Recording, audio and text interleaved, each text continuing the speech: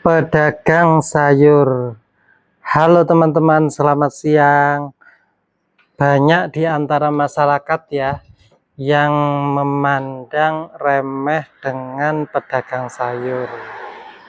Nah, di sini saya ingin menjelaskan sedikit tentang pedagang sayur. Jadi penjual sayur atau paklek sayur yang sering diremehkan oleh orang-orang ini, mungkin mereka meremehkan karena tidak tahu omset atau penghasilan daripada paklek sayur. Karena paklek sayur sendiri juga tidak pernah cerita mungkin ya penghasilannya. Kadang berjualan memakai rombong, sepeda motor gitu. Tapi hasilnya perlu diketahui teman-teman bahwa paklek sayur ini ternyata omsetnya cukup besar, karena saya sudah membuktikan sendiri ini. Nah, saya kan penjual sayur selama kurang lebih 10 tahun, tetapi yang 5 tahun di pasar, yang 5 tahun saya jualan di rumah. Ternyata lumayan loh, buktinya saya 5 tahun yang pertama alhamdulillah dapat mobil, yang 5 tahun ini di rumah alhamdulillah dapat rumah seharga 300 juta, isinya 50 juta. Kemarin istri saya habis operasi juga habis 50 juta. Operasinya non BPJS, jadi kita bayar pribadi ya. Itu bisa berkat apa? Berkat sayur. Jadi sekali lagi kita tidak boleh meremehkan siapapun itu masuk penjual sayur. Kita harus belajar menghormati pekerjaan seseorang ya teman-teman. Kan sama-sama mencari hasil. Sayuran yang saya jual seperti tomat, cabai keriting, labu siam, sawi putih, bombay, cabai keriting hijau, teropong, ini ada juga tapi sudah habis ya.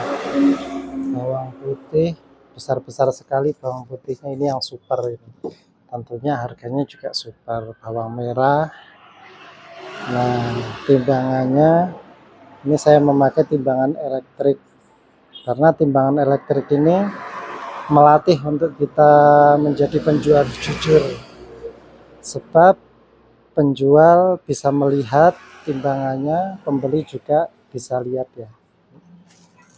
Nah, makanya jika ingin melatih kejujuran, ini pakailah timbangan elektrik.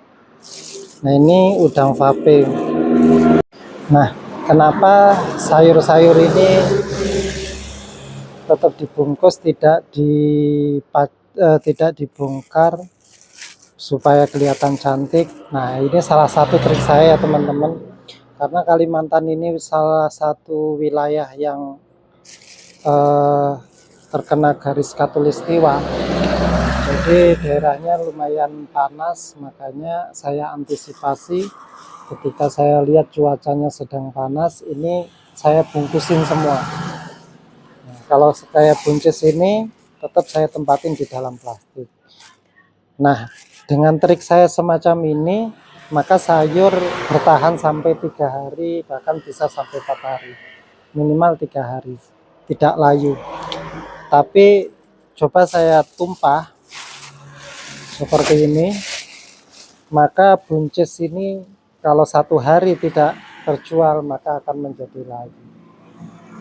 Ini sayur pare, kacang, timun, buncis, terong, ada terong hijau, terong ungu.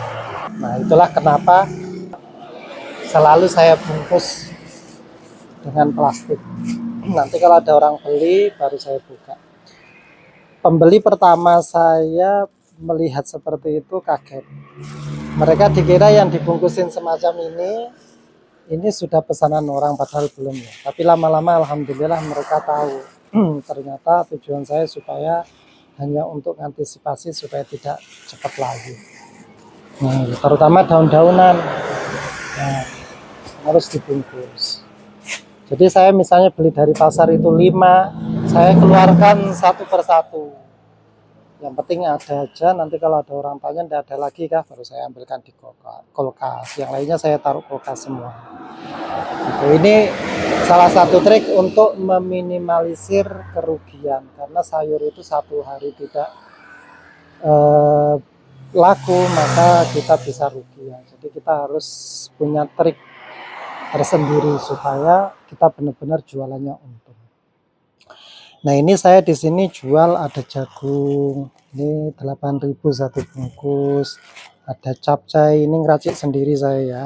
Nah, ini bisa kalian lihat.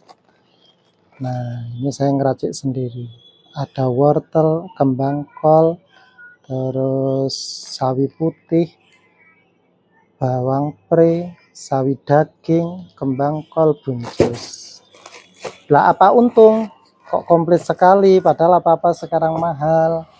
Nah, ini sayuran-sayuran sisa kemarin dibersihin, jadi supaya cantik, baru kita masukkan. Ini juga tujuannya supaya kita meminimalisir kerugian kita. Nah, ini beningan. Kalau beningan ini saya sudah beli di pasar, tidak meracik sendiri ya. Dari pasar 35.000, kita jual 25.000. Memang sayur ini keuntungannya tidak bisa banyak, sedikit-sedikit, makanya harus mempunyai trik supaya kita dalam berjualan benar-benar untung. Nah, ini ikan asin yang pernah saya perlihatkan ya.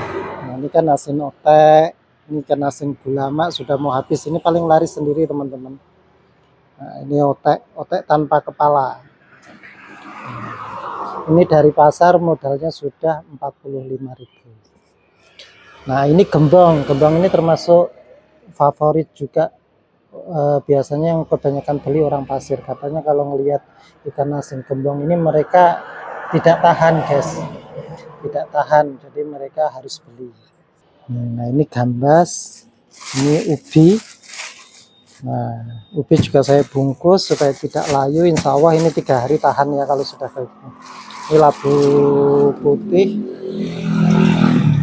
nah, saya bungkus juga terong. Kalau ini terong hijau saya pajang karena tadi mendung, saya buka sekalinya, sekarang kondisinya panas. Ini nanti saya akan bungkus lagi. Ini kacang, karena kacang lagi mahal kita ikat-ikatin ya supaya dapat untung. Ini modal di pasar ini adalah 13.000 1 kilo, jadi saya jadikan 4, kita jual 5.000-an jadi 20.000. Kalau habis 1 kilo berarti kita dapat untung 7.000, anggap aja 6.000 dikurangi 4. Nah, ini bawang merah goreng, ini dari pasar ya. Nah, kita jualan itu supaya menarik, selain sayurannya harus segar, kualitasnya harus dijaga, harus juga komplit barangnya. Itu salah satu trik jika jualan di rumah ya. Jika tidak komplit maka orang juga akan malas. Nah, makanya kebutuhan sehari-hari ini benar-benar kita sediakan supaya orang itu beli di sini sudah cukup, tidak kemana-mana. Dikit-dikit yang penting komplit ya. Nah, ini jenisnya. Nah, mie ini mana yang laris saya perbanyak teman-teman. Jadi mana yang laris, misalnya Indomie kare, ini nanti saya perbanyak. Kalau yang tidak laris ya yang penting ada gitu aja ya. Kalau barang yang laris ini cepat menjadi uang, makanya harus kita sediakan. Ini kol dari Surabaya, kadang juga dari Sulawesi. Nah, ini tahu 5.000-an segini. Ini tempe, alhamdulillah tadi ngambil 40, tinggal 2 biji. Nah, ini saya juga ngambil kedelai. Terima kasih sudah mengikuti, selamat menonton.